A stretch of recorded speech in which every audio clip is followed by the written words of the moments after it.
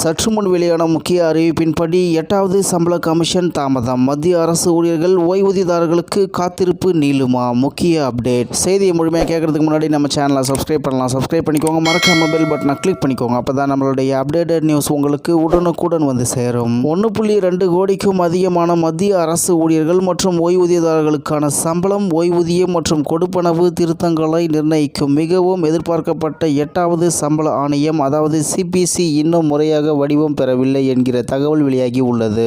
ஜனவரி 2025இல் அரசாங்கத்தின் ஒப்புதல் இருந்த போதிலும் 2 முக்கியமான படிகள், அதாவது ஒரு தலைவரை நியமித்தல் மற்றும் குறிப்பு விதிமுறைகள், அதாவது TOR இறுதி செய்தல் நிலுவையில் உள்ளன. இதனால் முன்கூட்டியே செயல்படுத்துவது மிகவும் சாத்தியமற்றது. மேலும் தாமதம் ஏன்? பிரதமர் நரேந்திர மோடி தலைமையிலான மத்திய அமைச்சரவை ஜனவரி 16, 2025 அன்று 8வது சம்பள குழுவை உருவாக்க ஒப்புதல் அளித்த போதிலும் அரசாங்கம் அதன் தலைவர் அல்லது உறுப்பினர்களை நியமிப்பதை இன்னும் அறிவிக்கவில்லை. ஆணையம் செயல்பட தொடங்குவதற்கான ஒரு முன் நிபந்தனையான TOR-ஐயும் அது அறிவிக்கவில்லை.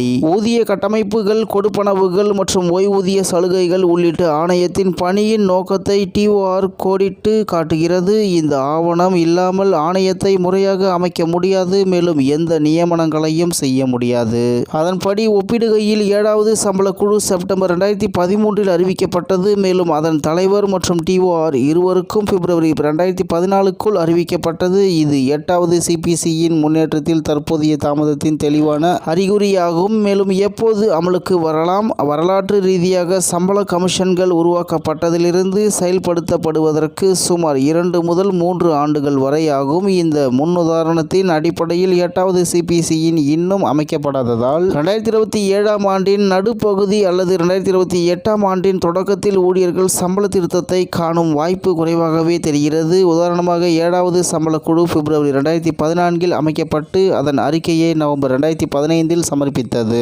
பரிந்துரைகள் 2016இல் நடைமுறைக்கு வந்தன. இதே போன்ற காலக்கெடுவை பயன்படுத்துவதன் மூலம் 8வது சம்பள குழு 2026ஆம் ஆண்டின் தொடக்கத்தில் பணியை தொடங்கினாலும் இறுதி அறிக்கை 2026ஆம் ஆண்டின் பிற்பகுதியிலோ அல்லது 2027ஆம் ஆண்டின் முற்பகுதியிலோ சமர்ப்பிக்கப்படாமல் போகலாம். இது உண்மையான அமலாக்கத்தை 2027ஆம் ஆண்டின் நடுப்பகுதிக்கு தள்ளுகிறது.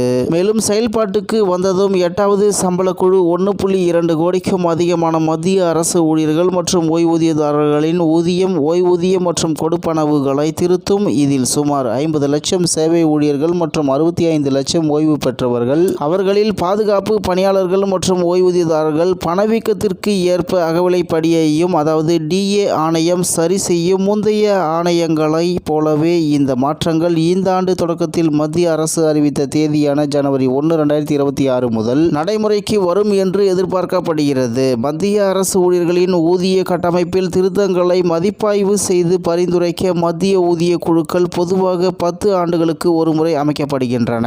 அதன்படி 2016ஆம் ஆண்டு செயல்படுத்தப்பட்ட 7வது ஊதிய குழு 2026 வரை செல்லுபடியாகும். 8வது சிபிசியின் TOR மற்றும் தலைமை நியமனங்கள் இன்னும் நிலுவையில் இருப்பதால் அரசு ஊழியர்கள் தங்கள் அடுத்த ஊதிய திருத்த சுழற்சி குறித்த தெளிவுக்காக எதிர்பார்த்ததை விட அதிக நேரம் காத்திருக்க வேண்டி இருக்கும் என்று தகவல் வெளியாகி உள்ளது என்பது குறிப்பிடத்தக்கது.